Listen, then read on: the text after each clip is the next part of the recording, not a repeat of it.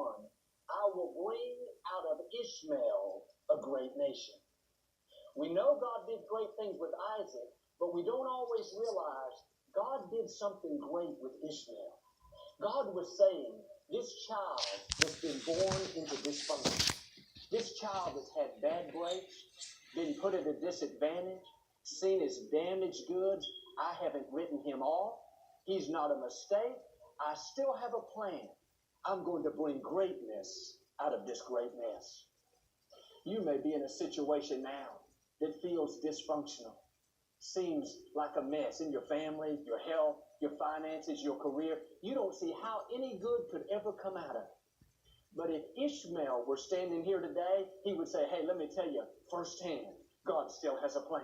Amen. Doesn't matter how you were raised, how many bad breaks you've had, how insignificant you may feel, no dysfunction, no injustice, no disappointment can keep you from your destiny. Amen. God can bring greatness out of a great mess. Most of the time, we see Ishmael as a mistake, an accident. Sarah and Abraham didn't wait for the promised child. But the truth is, no baby is a mistake. A child cannot be born without God breathing life into their lungs. We hear parents say, we weren't expecting this baby. They were a surprise. And yes, they may have been a surprise to you, but they were not a surprise to the giver of life. In God's eyes, there's no such thing as an unwanted pregnancy. You didn't just happen to show up on planet Earth. God had a plan for you long before you arrived. God told Jeremiah, before you were formed in your mother's womb, I knew you and called you to be a prophet to the nations. God already had an assignment for him before he got here.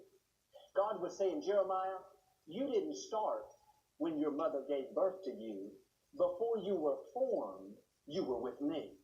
Amen. In other words, our past didn't start with our family. It started with our God. I didn't come from my mother, and I love and honor my mother, but I didn't come from her. I came through her. I came from Almighty God. That means your destiny, your assignment, your purpose cannot be messed up by who you came through. You came from the Most High God. He has the ultimate say. In 1943, a teenager here in Houston became pregnant from a forced, violent act. The young lady was distraught and confused. She planned on aborting the child, but some friends talked her into having the baby and putting it up for adoption. The little boy was born at the charity ward at St. Joseph's Hospital. He grew up in extreme poverty. His father was an alcoholic. More than once, he threatened to kill his mother. Like Ishmael, this little boy could have been seen as damaged goods, a mistake, no future to speak of. But God doesn't give life to someone without giving them a divine destiny. With the help of some loving foster parents, this little boy grew up to become one of the greatest ministers of our time. Today, over 70 years later, our friend James Robinson has made a difference in people's lives around the world. What am I saying? What looked like a mistake was not a mistake at all. If you're breathing today, if you're alive, and I believe you are not an accident. No matter how no one is an or accident or dysfunctional mistake. your situation is, God has a destiny for you to fulfill. You may have had a negative past, but you don't have to have a negative future. This is a new day. And if you will take off the damaged goods label, get rid of the victim mentality and have a victor mentality, God will take what's meant for harm and he'll use it for your good. Now, I love the fact that with Ishmael, God brought something significant out of a child that was considered insignificant. That tells me you don't have to come from the most influential family. You don't have to have a perfect upbringing. The truth is, there is dysfunction in every family. I would love to tell you that our family is perfect, but then my brother Paul came along. I heard somebody say, our family put the funk in dysfunction. But here's the key, seriously. Don't let your heredity stop your destiny. Don't let how you were raised, what your parents did or didn't give you, how somebody treated you set the limits for your life. They may have put you at a disadvantage, but you don't have to stay at a disadvantage. I know people 60 years old still talking about what mama didn't give them, how daddy wasn't there. Now, I'm not making light of that because those can be real hurts, but talking about it's not going to make it any better. Having a poor old me, damaged goods mentality is not going to help. You got to take the hand you've been dealt and make the most of it. Your situation most likely is no worse than Ishmael's. He had all kinds of disadvantages, kicked out of his home, seen as a mistake, yet God brought a great nation out of him. If you'll remove the damaged goods label, shake off the self-pity, move forward in faith, God will make something significant out of your life. You will leave your mark on this generation. I read about a young lady. She was born into a dysfunctional home. She was neglected, abused, never had any kind of stability. Got so bad as a little girl, she asked the authorities at school to be removed from her home. The judge placed her in foster care. Several months later, she was adopted by a single-parent mother living in a small community dedicated to helping foster care children. She began to thrive in school, became an honor student, someone that the other young ladies looked up to. One day, she was invited, along with the other people that ran the foster care community, to be a guest on a national television talk show. The host asked the young ladies what their hopes and dreams were. She said, "My dream is to one day go to Harvard University, get a good education, so I can help other people like those that have helped me." A few days later, she received a phone call from out of state.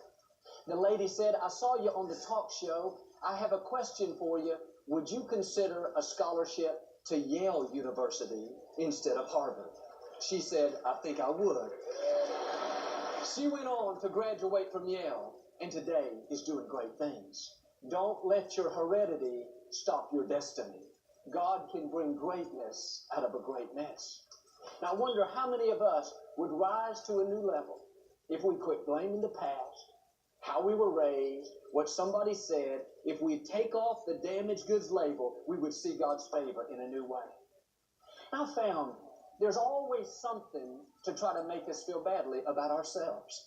It's because the enemy is called the accuser of the brethren. He'll remind you of every mistake you've made, every unfair situation, every negative comment about you. He would love for you to go through life feeling damaged, guilty, less than. You got to put your foot down and say, "No, I'm not falling into that trap. I'm not bitter because of what happened. I'm not dwelling on their negative comments. I'm not beating myself up over past mistakes. I'm going to keep that label off and move forward with my life." When I was growing up, I played baseball all through Little League and junior high. I was a second baseman, and I was pretty good. I always made the all-star team. Like most Little Leaguers, my dream was to one day play professional baseball. But when I got in high school, it was a whole new level of talent. I was very small. I grew 6 inches after high school. I tried out for the baseball team along with 150 other young men for less than 20 spots. I gave it my best. The coach called us all into the gym to announce who made the team. My name wasn't called. I was so disappointed. The coach told me that afterwards, "Joel, I'd love to have you on the team. You're just too little." And he didn't mean anything by it because I was small, but I took it the wrong way. Week after week, month after month, that phrase would play in my mind. "You heard the coach, Joel. You're too small. You don't measure up. You're not good enough. There's something wrong with you." Negative voices will always play the loudest. If you don't take control of your thought life, every hurt, every critic, every derogatory comment will play again and again. Now, I was tempted to let the damaged goods label stick, feel inferior, insecure. I had to keep reminding myself, people may have said that I'm too small, but God says I'm fearfully and wonderfully made. People may have said I'm not good enough, but God says I'm a masterpiece. People may have rejected me, but I know God accepts me. 1 Peter 2 says, you have been chosen by God himself. One translation says, he has handpicked you. That means you weren't randomly selected. God on purpose said, I choose him. I choose her. That's who I want to be on my team. And people may tell you you don't measure up. You're not tall enough, smart enough, talented enough, creative enough. Let it go in one ear and out the other. You are not who people say you are. You are who God says you are. Amen. God says you're just the right size. You're one of a kind, equipped, empowered, valuable. Our attitude should be, I may not have been chosen by the coach, the teacher, the friend, the supervisor, the boss.